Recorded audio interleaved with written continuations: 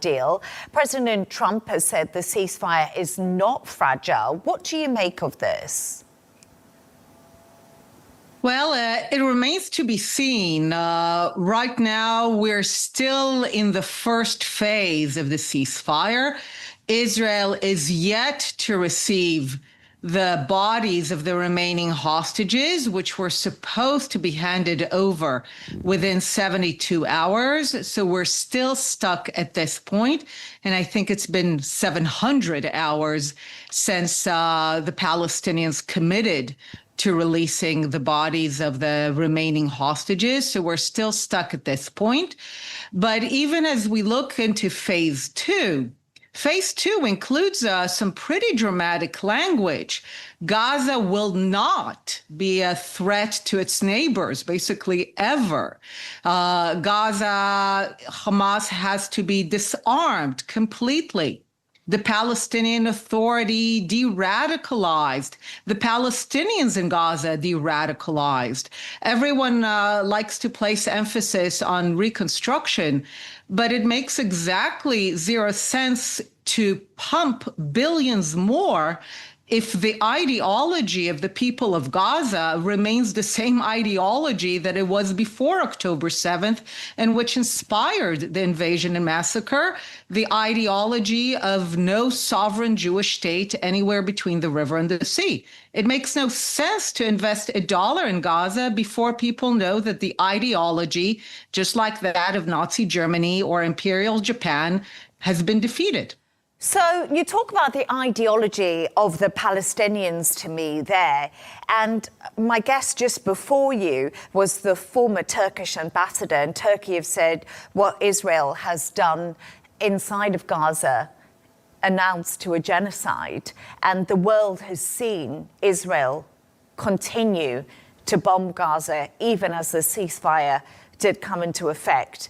What is Israel's plan to get rid of the so-called ideology? How do you even begin to do that? Do you just completely destroy Gaza and drive the people out?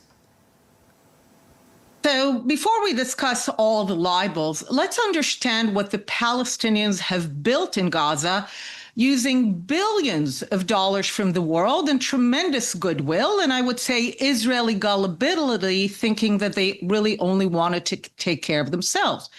What they built in Gaza is a single integrated weaponized landscape where all of Gaza is connected by now we know 1,000 kilometers of tunnels, hundreds of piers that connect every school, every mosque, home, kindergarten, house, all of them with essentially a force that has made it its doctrine not to abide by the rules of war. The rules of war have a basic distinction, a distinction between militant, combatant, and civilian.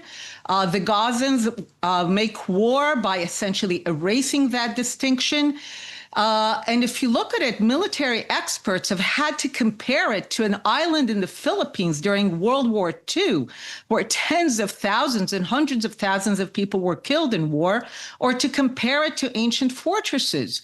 The people of Gaza have made an ideological choice to turn one of the most beautiful and most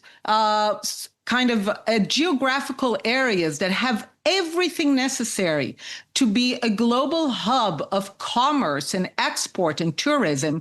They made the choice to turn it into a single integrated weapon of war. By every military measure, Israel has waged this war in a way that is exemplary. If you look at the civilian to combatant ratio, as much as the Palestinians try to erase it, it's at most 1-2, under conditions where the world even refused to allow the civilians who didn't want to be in the zone of war. Egypt and other countries did not allow them to leave. Under those conditions, what Israel has achieved, and given the way that the Palestinians have weaponized Gaza, it's exemplary. But beyond that, to change an ideology, you do exactly as you did with Nazi Germany and Imperial Japan. You need the people to ultimately understand that their ideology, that their choice to prioritize destroying the Jewish state over building for themselves has led to ruin. As in personal lives and collective lives, moments of ruin allow you to begin to reconsider that your ideas are not good. So, Doctor, And the idea of Palestinians that it's more important to destroy what the Jews have built rather than to build for themselves has only brought ruin to this region for over a century. So I think a lot of people listening to my show this evening, and of course you as a guest, will be thinking they've watched their television screens for 2 years now. They've seen people starving in Gaza. Thousands and thousands of people have died. It's been absolutely horrendous footage, but we're not talking about every single Palestinian with an ideology. We're talking about women. We're talking about innocent children. And this is something that the world has had to witness. And it's very difficult for a lot of the world to try to understand that and the disproportion that the Palestinians have faced. What do you say to those people who are watching this show right now, who've seen famine, who've seen starving people, who've seen people being shot as they try to get aid? These are innocent Palestinians. Not all of them are part of Hamas and part of a radical ideology. So first, we know by now, just like the genocide libel, so is the famine libel. But beyond that, wars are fought on a collective basis. The Americans in December 1941 did not declare war on Japanese pilots. They declared war on Japan. Britain declared war on Germany until Germany surrendered. And Germany was occupied and dismembered, and it handed over land, and millions were displaced. And of course, not every single German was a Nazi. Not every single Japanese believed in imperial racial supremacy.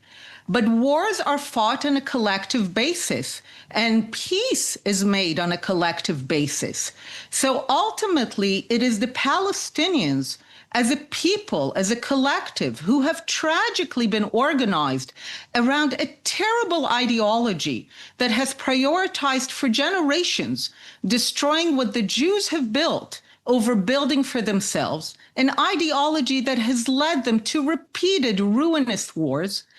It is high time that they understood that this is a terrible ideology and begin, just like the Germans, just like the Japanese, to begin to become a people who want to live next to the Jewish state rather than on its ruins from the river to the sea.